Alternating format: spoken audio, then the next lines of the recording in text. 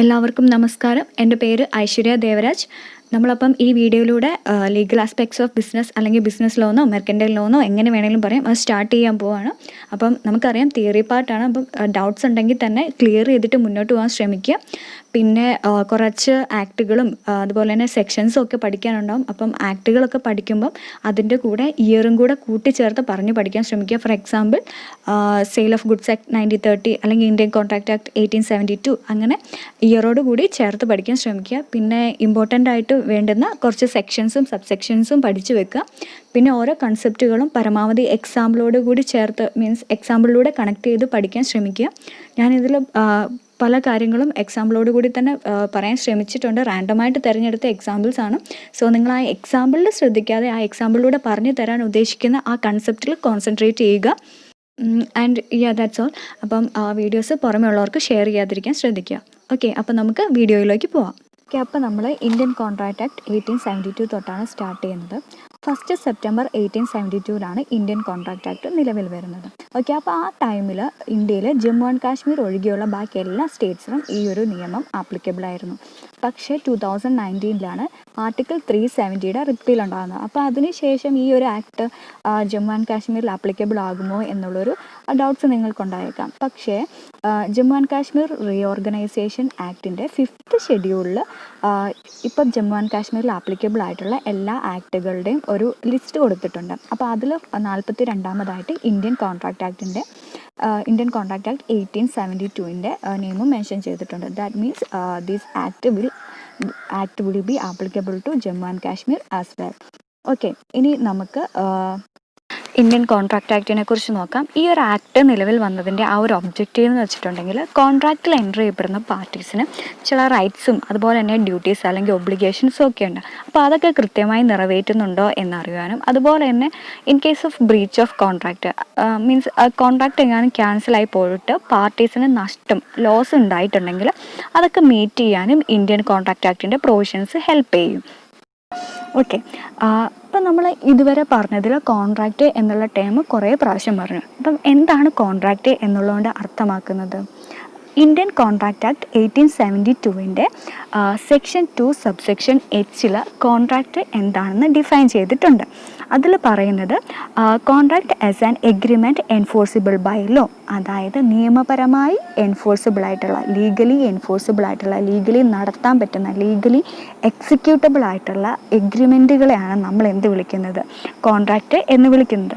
Okay, അപ്പം Indian contract ആക്ടിൻ്റെ section 10 കുറച്ച് essential elements of A contract പറഞ്ഞിട്ടുണ്ട്. അതായത് ഒരു കോൺട്രാക്റ്റ് വാലിഡ് ആവണമെങ്കിൽ ഓർ ലീഗലി എൻഫോഴ്സിബിൾ ആകണമെങ്കിൽ ഈ പറഞ്ഞിരിക്കുന്ന എലമെൻറ്റ്സ് ഒക്കെ ആ ഒരു കോൺട്രാക്റ്റിൽ അല്ലെങ്കിൽ ആ ഒരു എഗ്രിമെൻറ്റിൽ ഉണ്ടായിരിക്കണം. ഓക്കെ, അപ്പം എന്തൊക്കെയാണ് essential elements of A contract നോക്കാം.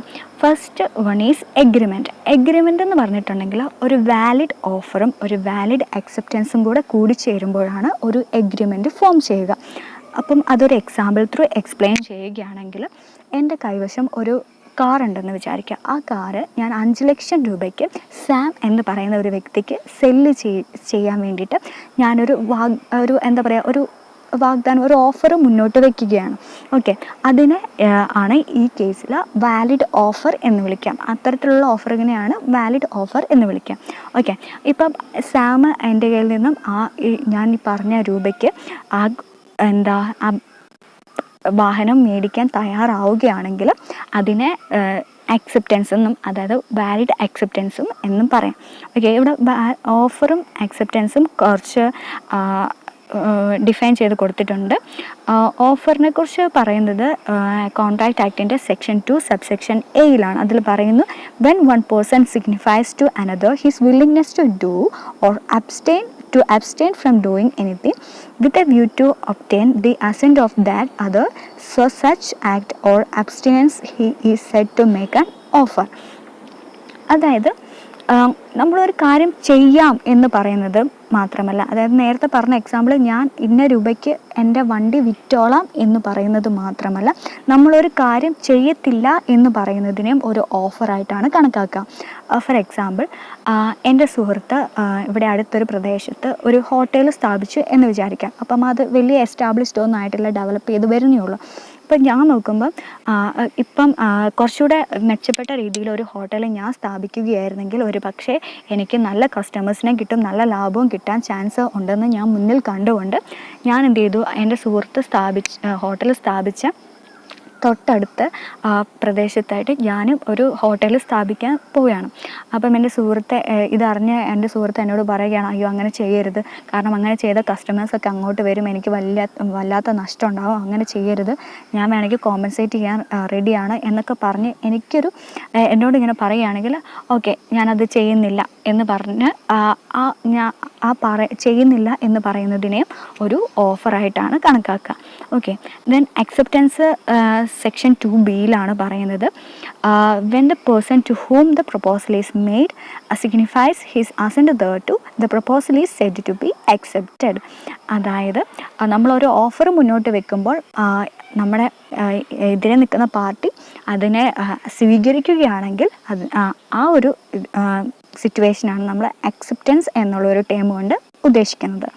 Okay, then the next element is consensus addendum. Consensus addendum എന്ന് പറയുന്നത് ഒരു ലാറ്റിൻ ഫ്രേസ് ആണ്, which means identity of mind. അതായത് ഒരു കോൺട്രാക്റ്റ് എൻ്റർ ചെയ്യപ്പെടുമ്പോൾ ആ കോൺട്രാക്റ്റിൻ്റെ പാർട്ടീസ് ആ കോൺട്രാക്റ്റിൻ്റെ ഓരോ ടേംസ് ആൻഡ് കണ്ടീഷനെയും ഒരേ രീതിയിലായിരിക്കണം മനസ്സിലാക്കേണ്ടത് എന്നാണ്. അവിടെ ഒരു മിസ്അണ്ടർസ്റ്റാൻഡിങ്ങിന് ഒരു സ്കോപ്പും ഉണ്ടാവാൻ പാടില്ല എന്നുള്ളതാണ് അതിൻ്റെ അർത്ഥം. ഓക്കെ, ദെൻ മൂന്നാമത്തെയാണ് കപ്പാസിറ്റി ഓഫ് പാർട്ടീസ്.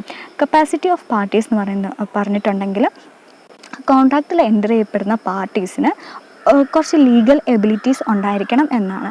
അതിന് എക്സാമ്പിളാണ് അദ്ദേഹം മേജർ ആയിരിക്കണം എന്ന് പറയുന്നത് അദ്ദേഹത്തിൻ്റെ 18 years ഓഫ് ഏജ് കംപ്ലീറ്റ് ചെയ്യുമ്പോഴാണ് ഒരു വ്യക്തി മേജറായിട്ട് കണക്കാക്കുക. Then he should possess sound mind, അതായത് അദ്ദേഹത്തിന് മാനസികമായ ബുദ്ധിമുട്ടുകളൊന്നും ഉണ്ടാവാൻ പാടില്ല. Then not disqualified from contracting, അതായത് ചില പാർട്ടീസിനൊക്കെ കോൺട്രാക്റ്റിൽ എൻ്റർ ചെയ്യപ്പെടുന്നതിൽ നിന്നും കോർട്ട് ഓഫ് ലോ ഡിസ്ക്വാളിഫൈ ചെയ്യും. For example insolvent, alien enemies അങ്ങനെയുള്ളവരൊക്കെ ഡിസ്ക്വാളിഫൈ ചെയ്യും. അപ്പം ഒരു കോൺട്രാക്റ്റ് വാലിഡ് ആവണമെങ്കിൽ ഇത്തരത്തിലുള്ള കപ്പാസിറ്റീസ് എല്ലാം ഫുൾഫിൽ ചെയ്യുന്ന ആൾക്കാരായിരിക്കണം എന്നാണ് പറയുന്നത്. then the fourth element is consideration. Consideration means something in return. അതായത് നമ്മളൊരു കോൺട്രാക്റ്റിൽ എൻ്റർ ചെയ്യപ്പെടുക വഴി നമ്മൾ അതിലൂടെ ഏൺ ചെയ്യുന്ന ആ ഒരു റിട്ടേണിനെയാണ് കൺസിഡറേഷൻ എന്നുള്ളതുകൊണ്ട് ഉദ്ദേശിക്കുന്നത്. ഫോർ എക്സാമ്പിൾ, ഞാൻ സാം എന്ന് പറയുന്ന വ്യക്തിക്ക് എൻ്റെ കാറ് 5 ലക്ഷം രൂപയ്ക്ക് വിൽക്കാൻ കോൺട്രാക്റ്റിൽ ഏർപ്പെടുകയാണെങ്കിൽ എനിക്ക് സാം തരുന്ന 5 ലക്ഷം രൂപയാണ് എൻ്റെ കൺസിഡറേഷൻ. പക്ഷേ സാമിൻ്റെ പോയിൻ്റ് ഓഫ് വ്യൂവിൽ നിന്നും സാം 5 ലക്ഷം രൂപ തരുമ്പോൾ ഞാൻ കൊടുക്കുന്ന ആ വാഹനമാണ് സാമിൻ്റെ കൺസിഡറേഷൻ. ഓക്കെ, അപ്പം ഒരു കൺസിഡറേഷൻ ഇല്ലാത്ത എഗ്രിമെൻറ്റിനെ കോൺട്രാക്റ്റിനെ നുഡും പാക്റ്റം എന്നാണ് വിളിക്കുക. നുഡും പാക്റ്റം means bare promise or naked promise എന്നൊക്കെ പറയും. കൺസിഡറേഷൻ ഇല്ലാത്ത ഒരവസ്ഥ, എഗ്രിമെൻറ്റിൽ കൺസിഡറേഷൻ ഇല്ലാത്ത ഒരവസ്ഥേനെയാണ് നുഡും പാക്റ്റം എന്ന് വിളിക്കുന്നത്. അപ്പം ഒരു എഗ്രിമെൻറ്റ് വാലിഡ് ആവണമെങ്കിൽ there should be a lawful consideration. Okay, then the fifth point is certainty and possibility of performance. അതായത് നമ്മളൊരു കോൺട്രാക്റ്റിൽ ഏർപ്പെടുമ്പോൾ ആ ഒരു കാര്യം എന്തിൻ്റെ ബേസിലാണോ അല്ലെങ്കിൽ എന്തിനു വേണ്ടിയിട്ടാണോ നമ്മൾ ആ കോൺട്രാക്റ്റിൽ ഏർപ്പെടുന്നത്, ആ ഒരു കാര്യം പോസിബിളും ആയിരിക്കണം, അതുപോലെ തന്നെ സെർട്ടൈനും ആയിരിക്കണം. പോസിബിൾ ആയിരിക്കണം എന്ന് പറയാൻ അതിന് ഒരു എക്സാമ്പിൾ വഴി നമ്മൾ പറയുകയാണെങ്കിൽ, അപ്പം എ എന്ന് പറയുന്നൊരു വ്യക്തി ബിനോട് പറയാണ്, മിസ്റ്റർ ബി, താങ്കൾക്ക് ഞാൻ 50 ലക്ഷം രൂപ തരാം, പക്ഷേ താങ്കൾ പകരം എനിക്ക് ചന്ദ്രൻ മീൻസ് മൂണിനെ പിടിച്ചു തരണം എന്ന് പറഞ്ഞാൽ അത് നടക്കുന്ന കാര്യമാണോ? 50 ലക്ഷം പോയിട്ട് 1 കോടി രൂപ കൊടുത്താൽ പോലും നടക്കുന്ന കാര്യമില്ല. സോ ആ കേസിൽ അവിടെ എന്താണ്, ഇമ്പോസിബിലിറ്റി ആണുള്ളത്. അതുപോലെ തന്നെ സെർട്ടൈനിറ്റി വേണമെന്ന് പറയുന്നത് അൺസെർട്ടൈൻ ആയിരിക്കരുത് ഒരു കോൺട്രാക്റ്റിൻ്റെ ബേസ്. അതായത് ഇപ്പം ഞാനിപ്പം ഒരാൾക്ക് ഒരു കാറ് വിൽക്കാൻ താല്പര്യപ്പെടുകയാണ്, ഉദ്ദേശിക്കുന്നുണ്ട്. പക്ഷേ എൻ്റെ കൈവശം ഇപ്പോൾ കാറില്ല. ഞാൻ വിചാരിക്കുന്ന ഫ്യൂച്ചറിൽ ഒരു കാറ് മേടിച്ചിട്ട് അദ്ദേഹത്തിന് വിൽക്കാം എന്നാണ് ഞാൻ വിചാരിക്കുന്നത്. പക്ഷേ ഞാൻ ആ സാധനം കാറ് മേടിക്കില്ല എന്നുള്ള കാര്യമൊന്നും സെർട്ടൈൻ അല്ല. Okay, it's about future.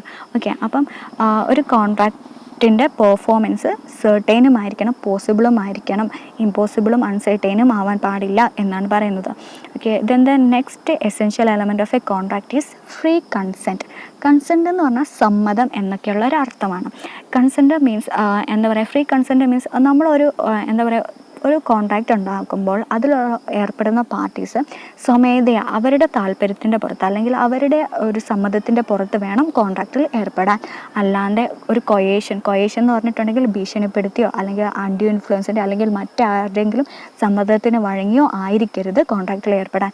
അങ്ങനെ എന്തെങ്കിലും സമ്മർദ്ദത്തിനൊക്കെ വഴങ്ങി കോൺട്രാക്റ്റിൽ എൻട്രി ചെയ്യപ്പെടുമ്പോൾ ആ ഒരു കോൺട്രാക്റ്റ് ഫ്യൂച്ചറിൽ വോയിഡോ അല്ലെങ്കിൽ എന്താവാൻ ചാൻസ് ഉണ്ട്, വോയിഡബിളോ ആവാൻ ചാൻസ് ഉണ്ട്.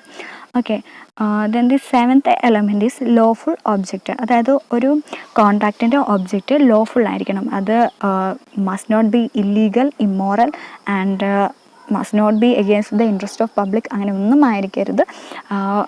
അതിനൊരു എക്സാമ്പിൾ പറയുകയാണെങ്കിൽ മിസ്റ്റർ എ മിസ്റ്റർ ബിനോട് പറയുകയാണ്, ഞാൻ 50 ലക്ഷം രൂപ തരാം, താങ്കൾ മിസ്റ്റർ സീനെ ഒന്ന് കൊന്നു തരാമോ എന്ന് ചോദിക്കുകയാണ്.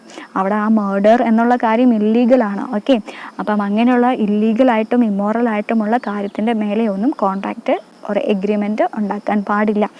Okay, then the 8th element is not declared to be void. അതായത് ചില എഗ്രിമെൻറ്റിനെ ഓൾറെഡി ലീഗലായിട്ട് കണക്കാക്കുന്നില്ല.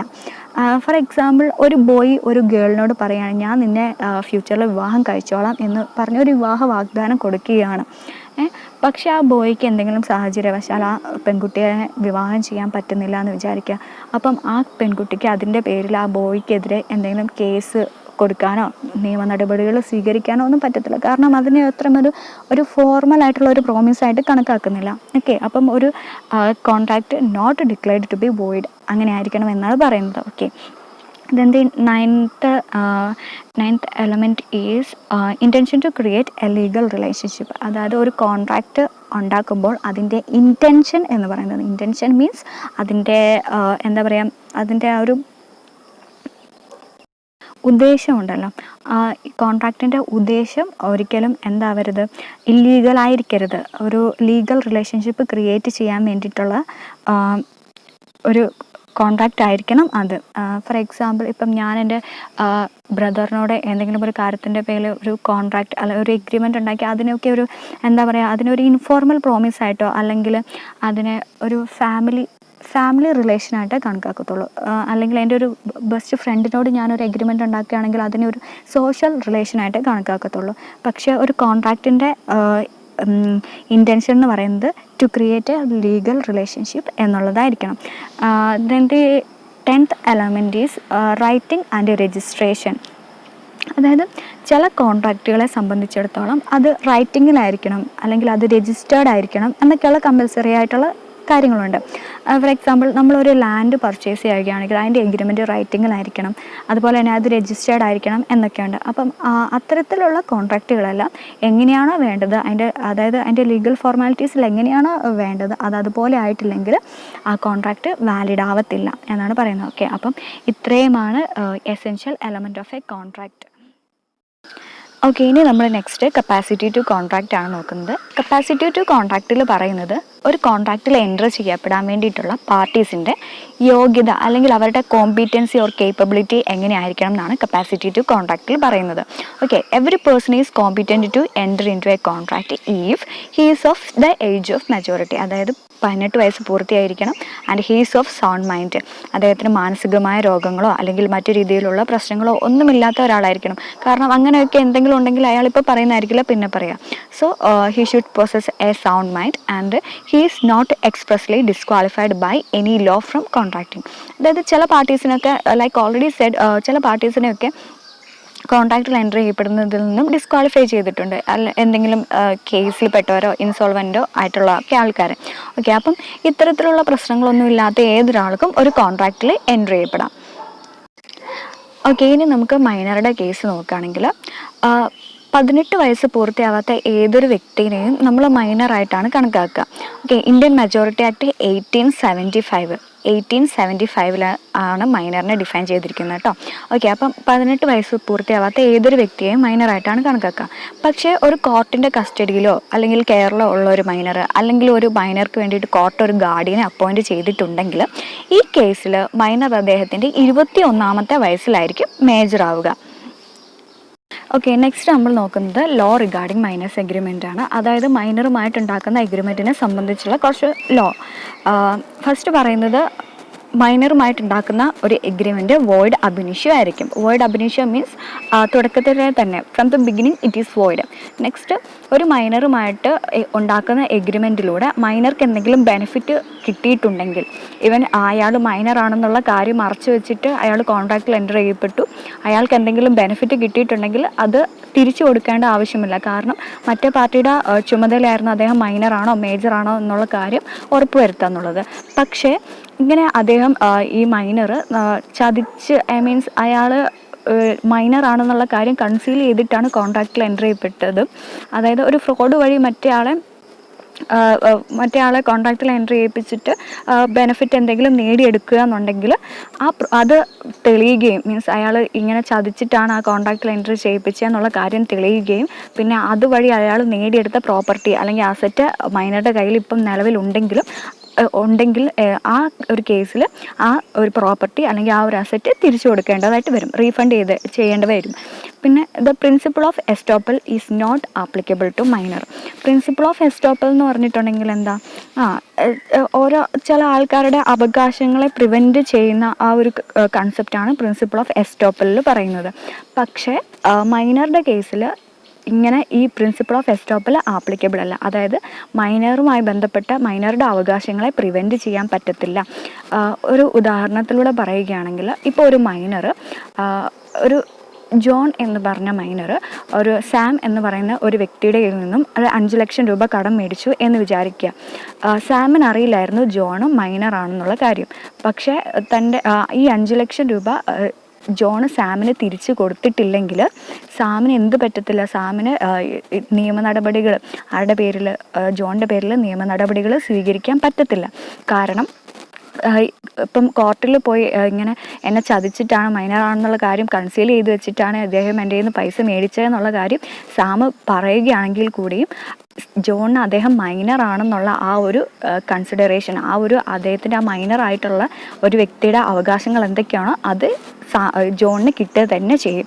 So principle of estoppel is not applicable to a minor. Then പിന്നെ പറയുന്നത്, ഒരു മൈനർക്ക് ഒരു വ്യക്തിയുടെ ഏജൻ്റായിട്ട് വർക്ക് ചെയ്യാൻ പറ്റും. ആരുടെ ഏജൻ്റായിട്ടോ ആണോ വർക്ക് ചെയ്യുന്നത് അയാളെ പ്രിൻസിപ്പൽ എന്നാണ് വിളിക്കുക. ഓക്കെ, അപ്പോൾ പ്രിൻസിപ്പലിൻ്റെ സമ്മതത്തോടു കൂടി തന്നെ ഒരു മൈനർക്ക് ആ പ്രിൻസിപ്പലിൻ്റെ ഏജൻ്റായിട്ട് ആക്ട് ചെയ്യാൻ പറ്റും. പക്ഷേ ആ മൈനറായിട്ടുള്ള ഏജൻറ്റ് വഴി പ്രിൻസിപ്പലിന് എന്തെങ്കിലും ലോസൊക്കെ സംഭവിച്ചിട്ടുണ്ടെങ്കിൽ ആ മൈനർക്കെതിരെ പ്രിൻസിപ്പലിന് ഒരു കോമ്പൻസേഷനും ക്ലെയിം ചെയ്യാൻ പറ്റത്തില്ല. നെക്സ്റ്റ് പറയുന്നത്, minor can be A partner. അതായത് ഒരു പാർട്ട്ണർഷിപ്പിൽ എല്ലാ പാർട്ട്ണറിൻ്റെയും സമ്മതമുണ്ടെങ്കിൽ മൈനർക്കും ആ ഒരു പാർട്ട്ണർഷിപ്പിൽ പാർട്ട്ണർ ആവാൻ പറ്റും. പക്ഷേ അദ്ദേഹത്തിൻ്റെ ലയബിലിറ്റി എന്ന് പറയുന്നത് അദ്ദേഹം ഇൻവെസ്റ്റ് ചെയ്ത ഷെയറിൻ്റെ അത്രയും മാത്രമേ വരുള്ളൂ, അത്രയും എക്സ്റ്റെൻറ്റിൽ മാത്രമേ വരുള്ളൂ.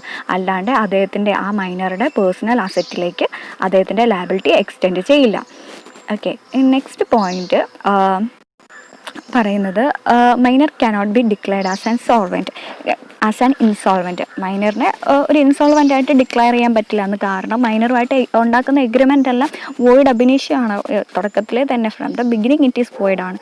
So minor cannot be declared as an insolvent. Okay, ഇനി നെക്സ്റ്റ് കപ്പാസിറ്റി ടു കോൺട്രാക്റ്റിൽ പേഴ്സൺസ് ഓഫ് അൺസൗണ്ട് മൈൻഡ് ആണ് നോക്കുന്നത്. അൺസൗണ്ട് മൈൻഡ് എന്ന് പറഞ്ഞിട്ടുണ്ടെങ്കിൽ എന്താ, ഒരു റാഷണലായിട്ട് ചിന്തിക്കാൻ കഴിയാത്ത ആൾക്കാരെയാണ് പേഴ്സൺസ് ഓഫ് അൺസൗണ്ട് മൈൻഡ് എന്ന് വിളിക്കുക. അപ്പം അതിൽ വരുന്നത് 3 കാറ്റഗറിയാണ്: idiot, lunatics, drunken person. Idiot എന്ന് പറഞ്ഞിട്ടുണ്ടെങ്കിൽ ജന്മനാ തന്നെ ബുദ്ധിശക്തി ഇല്ലാത്ത, നമ്മളെന്താ മലയാളത്തിൽ പറയും മന്ദബുദ്ധികൾ എന്നൊക്കെ പറയും. ഓക്കെ, അപ്പം ജന്മനാ തന്നെ ബുദ്ധിശക്തി ഇല്ലാത്ത, ചിന്തിക്കുക എന്നുള്ളൊരു കഴിവ് പൂർണ്ണമായും ഇല്ലാത്ത വ്യക്തികളെയാണ് നമ്മൾ ഇഡിയറ്റ് എന്ന് വിളിക്കുക. ഓക്കെ, അപ്പം അവരുമായിട്ട് ഒരു കോൺട്രാക്റ്റിൽ എൻറ്റർ ചെയ്യാൻ പറ്റില്ല.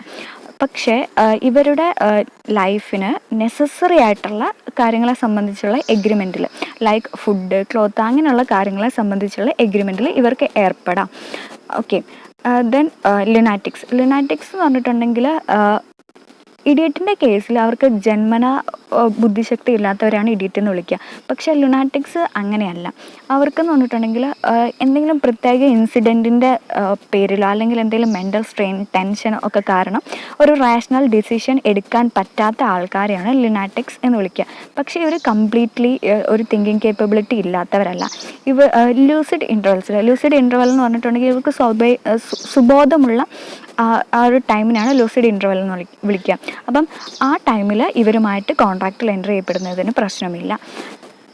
പിന്നെ അതുപോലെ തന്നെ ലൈഫിന് നെസസറി ആയിട്ടുള്ള കാര്യങ്ങൾ, നേരത്തെ പറഞ്ഞ പോലെ ഫുഡ്, ക്ലോത്ത്, അങ്ങനെ നെസസറി ആയിട്ടുള്ള കാര്യങ്ങളിൽ ഇവർ ലൂസിഡ് ഇൻ്റർവെല്ലിൽ അല്ലെങ്കിലും കോൺട്രാക്റ്റ് ചെയ്യപ്പെടുന്നതിന് പ്രശ്നമില്ല.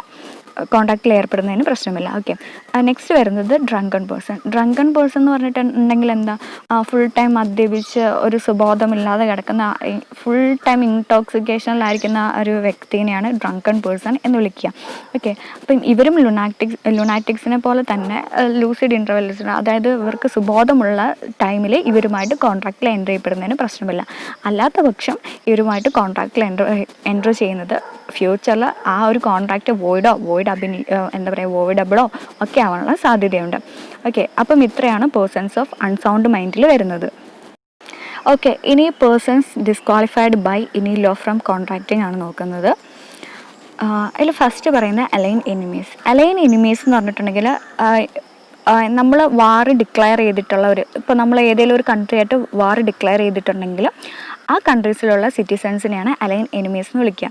ഓക്കെ. അങ്ങനെയുള്ള കേസിൽ മീൻസ് വാർ ഡിക്ലെയർ ചെയ്തിട്ടുണ്ടെങ്കിൽ അവിടുത്തെ ആ രാജ്യത്തെ സിറ്റിസൺസുമായിട്ട് കോൺട്രാക്റ്റിൽ എൻ്റർ ചെയ്യപ്പെട്ടാൽ ആ കോൺട്രാക്റ്റ് ഓട്ടോമാറ്റിക്കലി വോയിഡായി മാറും. അവരെ ഡിസ്ക്വാളിഫൈഡ് ആയിട്ടുള്ള പേഴ്സൺസ് ആയിട്ടാണ് ലോ കണക്കാക്കുന്നത്. നെക്സ്റ്റ് കോർപ്പറേഷൻസ് ഓർ കമ്പനീസിൻ്റെ കേസിൽ അവർക്ക് കോൺട്രാക്റ്റിൽ എൻ്റർ ചെയ്യണമെങ്കിൽ ആ ഒരു കോൺട്രാക്റ്റിൽ എൻ്റർ ചെയ്യാനുള്ള ഒരു പെർമിഷൻ അവരുടെ മെമ്മോറാണ്ടം ഓഫ് അസോസിയേഷനിൽ ഉണ്ടായിരിക്കണം. അതായത് മെമ്മോറാണ്ടം ഓഫ് അസോസിയേഷൻ പെർമിറ്റ് ചെയ്യുന്നുണ്ടെങ്കിൽ മാത്രമേ അവർക്കൊരു കോൺട്രാക്റ്റിൽ എൻ്റർ ചെയ്യപ്പെടാൻ പറ്റുകയുള്ളൂ. And also contract must be under its കോമൺസിൽ. നെക്സ്റ്റ് വരുന്നത് കൺവിക്സ് എന്ന് പറഞ്ഞിട്ടുണ്ടെങ്കിൽ ഈ കുറ്റവാളികളൊക്കെ കേസിൽ പെട്ട് ജയിലിൽ കിടക്കുന്നവരൊക്കെയാണ് പറയുന്നത്. അവരുമായിട്ട് കോൺട്രാക്റ്റിൽ എൻ്റർ ചെയ്യാൻ പറ്റില്ല. They are disqualified from entering in to contract. The final one is insolvent എന്ന് പറഞ്ഞിട്ടുണ്ടെങ്കിൽ എന്താ, മലയാളത്തിൽ പാപ്പരായിട്ട് പ്രഖ്യാപിച്ചവരൊക്കെയാണ് ഇൻസോൾവെൻറ്റ് എന്ന് വിളിക്കുക. ഓക്കെ. അപ്പോൾ അവരുടെ പ്രോപ്പർട്ടീസുമായിട്ട്, അവരുടെ പേഴ്സണൽ അസറ്റ് ഓൾറെഡി ഇൻസോൾവെൻ്റ് ആയിട്ട് പ്രഖ്യാപിച്ച അവരുടെ പ്രോപ്പർട്ടീസുമായി ബന്ധപ്പെട്ട ഒരു കോൺട്രാക്റ്റിലും എൻ്റർ ചെയ്യാൻ അവർക്ക് പറ്റത്തില്ല. സോ ഇത്രയുമാണ് കപ്പാസിറ്റി ടു കോൺട്രാക്റ്റിൽ പറയുന്ന കാര്യങ്ങൾ. മൈനറിനെ കുറിച്ച് പറഞ്ഞു. Then persons of unsound mind. Then last one is persons disqualified by any law from contracting. Okay. അപ്പം ഇത്രയാണ് കപ്പാസിറ്റി ടു കോൺട്രാക്റ്റിൽ പറയുന്നത്. ഓക്കെ. നമ്മളിനി നെക്സ്റ്റ് നോക്കുന്നത് ഫ്രീ കൺസെൻറ്റിനെ കുറിച്ചാണ്. അപ്പം നമുക്കറിയാം ഒരു കോൺട്രാക്റ്റ് വാലിഡ് ആവണമെങ്കിൽ അതിന് വേണ്ട ഒരു എസെൻഷ്യൽ എലമെൻ്റാണ് എന്ത്, free consent. Okay. Indian contract ആക്ടിൻ്റെ സെക്ഷൻ 14 ഫ്രീ കൺസെൻറ്റിനെ കുറിച്ച് പറയുന്നത്. ഫ്രീ കൺസെൻറ്റ് എന്ന് പറഞ്ഞിട്ടുണ്ടെങ്കിൽ two or more person are said to consent when they are agree upon the same thing in the same sense. അതായത് ഒരു പാർട്ടീസ് കോൺട്രാക്റ്റിൽ എൻ്റർ ചെയ്യപ്പെടുമ്പോൾ ആ കോൺട്രാക്റ്റിൻ്റെ ഓരോ ടേംസ് ആൻഡ് കണ്ടീഷനെയും അതിലുള്ള പാർട്ടീസ് ഒരേ സെൻസിൽ വേണം അണ്ടർസ്റ്റാൻഡ് ചെയ്യാൻ, ഒരേ സെൻസിൽ വേണം മനസ്സിലാക്കിയെടുക്കണം. അവിടെ മിസ്അണ്ടർസ്റ്റാൻഡിങ്ങിന് ഒരു സ്കോപ്പും ഉണ്ടാവാൻ പാടില്ല. അതിപ്പം ഒരു എക്സാമ്പിൾ വഴി പറയുകയാണെങ്കിൽ, സാം എന്ന് പറയുന്ന വ്യക്തിയുടെ കയ്യിൽ ഒരു ബൈക്കും ഒരു കാറും ഒരു ജീപ്പും ഉണ്ടെന്ന് വിചാരിക്കാം. ഇപ്പം സാം ജോൺ എന്ന് പറയുന്ന തൻ്റെ സുഹൃത്തിനോട് പറയാണ്, ഞാൻ നിനക്ക് എൻ്റെ ഒരു വണ്ടി വിൽക്കാം, എൻ്റെ വണ്ടി വിറ്റോളാം, താൻ എനിക്ക് 1,00,000 രൂപ തന്നാൽ മതി എന്ന് പറയുകയാണ്. പക്ഷേ ഏത് വണ്ടി എന്നുള്ള കാര്യം പറയുന്നില്ല. പക്ഷേ സാമിൻ്റെ മനസ്സിലുണ്ട് തൻ്റെ ബൈക്കാണ് വിൽക്കാൻ പോകുന്നതെന്ന്. പക്ഷേ ജോണ് വിചാരിക്കുന്നത് പുള്ളിയുടെ കാറായിരിക്കും വിൽക്കുക എന്നുള്ളത്. അപ്പോൾ അവിടെ എന്താണ്, അവിടെ ഒരു ഐഡൻറ്റിറ്റി ഓഫ് മൈൻഡ് ഇല്ല, അവിടെ ഒരു കൺസെൻസസ് ഇടമില്ല. സോ അത്തരത്തിൽ ക്രിയേറ്റ് ചെയ്യുന്ന കോൺട്രാക്റ്റ് വോയിഡോ വാലിഡോ അല്ല, ഫ്യൂച്ചറിൽ വോയിഡബിൾ ആവാനുള്ള സാധ്യതയുണ്ട്. അതായത് അഗ്രീവ്ഡ് പാർട്ടിയുടെ ഒപ്പീനിയനിൽ വോയിഡബിൾ എന്ന് പറഞ്ഞിട്ടുണ്ടെങ്കിൽ എന്താ, അഗ്രീവ്ഡ് പാർട്ടിയുടെ ഒപ്പീനിയനിൽ ഒന്നെങ്കിൽ അത് വാലിഡായി മാറാം അല്ലെങ്കിൽ അത് വോയിഡായി മാറാം. Okay. Then consent is said to be free when it is not caused by coercion, undue influence, fraud, misrepresentation or mistake. Okay. അപ്പം നമുക്കിനി ഓരോന്നും നോക്കാം. കൊയേഷൻ എന്ന് പറഞ്ഞിട്ടുണ്ടെങ്കിൽ നമുക്കറിയാം, ഭീഷണിപ്പെടുത്തി ഒരാളെ കോൺട്രാക്റ്റിൽ എൻ്റർ ചെയ്യിപ്പിക്കുന്നതിനെയാണ് കൊയേഷൻ എന്ന് വിളിക്കുക. ഫോർ എക്സാമ്പിൾ, ഞാനിപ്പോൾ ഒരു പുതിയ വണ്ടി മേടിച്ചു. ഒരു പുതിയ വാഹനം ഞാൻ അധികം ഉപയോഗിച്ച് കൊതി തീർന്നിട്ടില്ല, പുതിയ വണ്ടിയാണ്. പക്ഷേ വേറൊരു വ്യക്തി എൻ്റെ വണ്ടി കണ്ടിട്ട് പറഞ്ഞു, താൻ എനിക്കിത് തനിക്ക് ഞാൻ ഇത്ര രൂപ തന്നോളാം, താൻ എനിക്കിത് വിൽക്കുമെന്ന് പറയും. പക്ഷേ ഞാൻ പറയുന്നു, ഇല്ല ഞാൻ വിൽക്കില്ല, ഞാൻ പുതിയ വണ്ടി മേടിച്ചാണ്, ഞാനിത് വിൽക്കുന്നില്ല എന്ന് പറഞ്ഞു.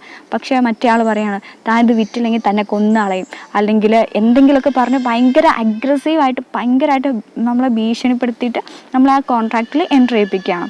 ഓക്കെ, അത്തരത്തിൽ എൻട്രി ചെയ്യിപ്പിക്കുന്ന കോൺട്രാക്റ്റ് ഫ്യൂച്ചറിൽ എന്തായി മാറാം? വോയിഡബിൾ ആയി മാറാം. അതായത് എനിക്ക് വേണമെങ്കിൽ ആ കോൺട്രാക്റ്റിനെ വാലിഡാക്കി മാറ്റുന്നത് എങ്ങനെയാണ്? ഇനി എന്തായാലും ഞാൻ പുള്ളിയോട് വാക്ക് പറഞ്ഞല്ലേ, എങ്ങനെയാണെങ്കിലും ഇപ്പോൾ ഭീഷണിപ്പെടുത്തിയിട്ടാണെങ്കിലും ഞാൻ ആ കോൺട്രാക്റ്റിൽ എൻട്രി ചെയ്താലേ, ഇനിയിപ്പോൾ അത് ഒന്ന് വിറ്റേക്കാം എന്ന് വിചാരിക്കുകയാണെങ്കിൽ ആ കോൺട്രാക്റ്റ് എന്തായി മാറും? വാലിഡായി മാറും. വോയിഡായി മാറുവാണെങ്കിൽ എന്താ, ഇയാൾ ഭീഷണിപ്പെടുത്തി എന്നെ കോൺട്രാക്ട് എൻട്രി ചെയ്യിപ്പിച്ചതാണ്, അപ്പം എനിക്കിത് വിൽക്കാൻ തയ്യാറല്ല എന്ന് പറഞ്ഞ് ഞാൻ ലീഗലി മൂവ് ചെയ്യുകയാണെങ്കിൽ ആ കോൺട്രാക്റ്റ് എന്തായി മാറും? വോയിഡായി മാറും. ഓക്കെ, അതാണ് വോയിഡബിൾ ആവാൻ സാധ്യതയുണ്ടെന്ന് പറയുന്നത്. ഓക്കെ, നെക്സ്റ്റ് പറയുന്നത് അൺഡ്യൂ ഇൻഫ്ലുവൻസ് ആണ്. അൺഡ്യൂ ഇൻഫ്ലുവൻസ് എന്ന് പറഞ്ഞിട്ടുണ്ടെങ്കിൽ ഒരാൾ മറ്റൊരാളെ സ്വാധീനിച്ചിട്ട് അയാളുടെ കൺസെൻറ്റ് ഒപ്പിക്കുകയാണ് കോൺട്രാക്റ്റിൽ എൻട്രി ചെയ്യപ്പെടാൻ വേണ്ടിയിട്ടുള്ള. ഓക്കെ, അത്തരത്തിലുള്ള കേസിനാണ് അൺഡ്യൂ ഇൻഫ്ലുവൻസ് എന്ന് പറയുക. അത് ഒന്നെങ്കിൽ കൈക്കൂലി കൊടുത്തിട്ടാവാം, അല്ലെങ്കിൽ അവിടെ ഒരാൾ മറ്റൊരാളുടെ മേലിൽ ഡോമിനേറ്റ് ചെയ്ത് നിൽക്കുന്ന ഒരു സിറ്റുവേഷനിലാവും. ഫോർ എക്സാമ്പിൾ, ഒരു സുപ്പീരിയർ സബോർഡിനേറ്റിനോട് പറയുകയാണ്, താൻ ഈ കോൺട്രാക്റ്റിൽ എന്തായാലും എൻട്രി ചെയ്തേ പറ്റുള്ളൂ, അങ്ങനെയെന്ന് പറഞ്ഞ് ഇങ്ങനെയെന്നൊക്കെ പറഞ്ഞ് വളരെ ഡോമിനേറ്റ് ആയിട്ട് അടിച്ചേൽപ്പിക്കുന്ന ഒരു റിലേഷൻഷിപ്പിലും എന്തുണ്ടെന്ന് പറയാം? അൺഡ്യൂ ഇൻഫ്ലുവൻസ് ഉണ്ടെന്ന് പറയാം. ഓക്കെ, അപ്പം ഇത്തരത്തിൽ ക്രിയേറ്റ് ചെയ്യുന്ന കോൺട്രാക്റ്റും എന്തായി മാറാം? വോയിഡബിൾ ആയി മാറാം. Okay, next one is fraud എന്ന് പറഞ്ഞാൽ നമുക്കറിയാം, ഒരാളെ ഇൻറ്റൻഷനലി ഡിസീവ് ചെയ്യുന്നതിനെയാണ് ഫ്രോഡ് എന്ന് പറയുക. അതായത് മനഃപൂർവ്വം ചതിക്കുക.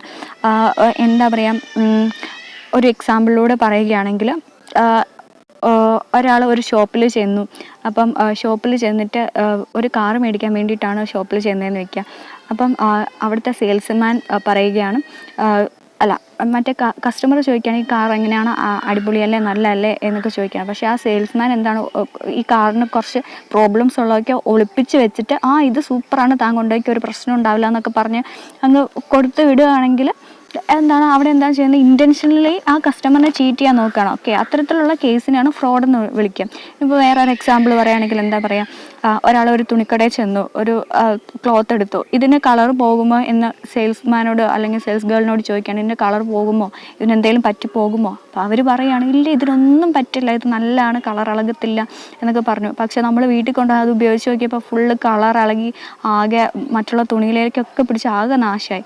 അങ്ങനെയുള്ള കേസിൽ ഇൻറ്റൻഷനലി ചീറ്റ് ചെയ്യാൻ ശ്രമിച്ചാണല്ലേ. ഓക്കെ, അത്തരത്തിലുള്ള സിറ്റുവേഷനെയാണ് നമ്മൾ ഫ്രോഡ് എന്നുകൊണ്ട് പറയുന്നത്. അങ്ങനെ ക്രിയേറ്റ് ചെയ്യുമ്പോൾ കോൺട്രാക്റ്റ് എന്തായി മാറാം? വോയിഡായി മാറാം.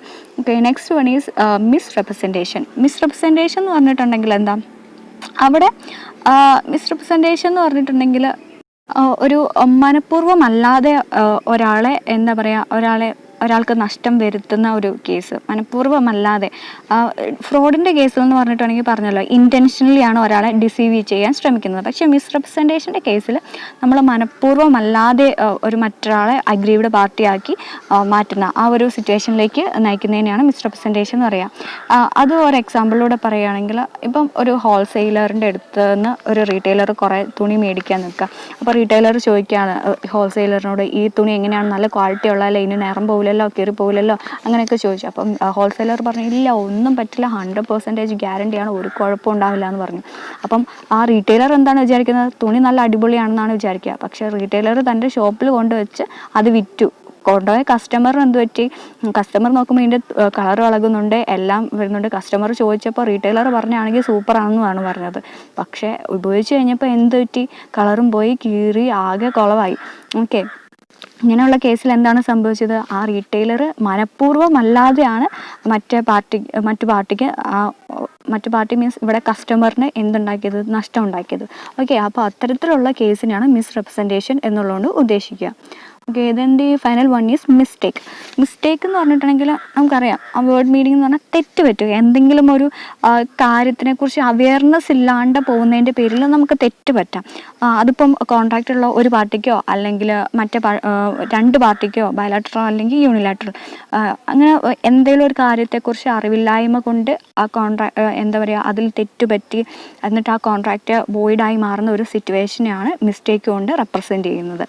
ഓക്കെ, അപ്പം ഇത്രയാണ് ഫ്രീ കൺസെൻറ്റിൽ പറയുന്ന പോയിൻറ്റ്സ്. ഫ്രീ കൺസെൻറ്റിൽ പറയുന്ന consent is said to be free when it is not caused by coercion, undue influence, fraud, misrepresentation and mistake. Okay, that's all. Thank you. അപ്പോൾ നിങ്ങൾക്ക് എന്തെങ്കിലും ഡൗട്ട്സ് ഉണ്ടെങ്കിൽ കമൻറ്റായിട്ട് ചോദിക്കാം. ഡൗട്ട്സ് ഉണ്ടെങ്കിൽ ക്ലിയർ ചെയ്ത് തന്നെ മുന്നോട്ട് പോകാൻ ശ്രമിക്കുക. ഓക്കെ.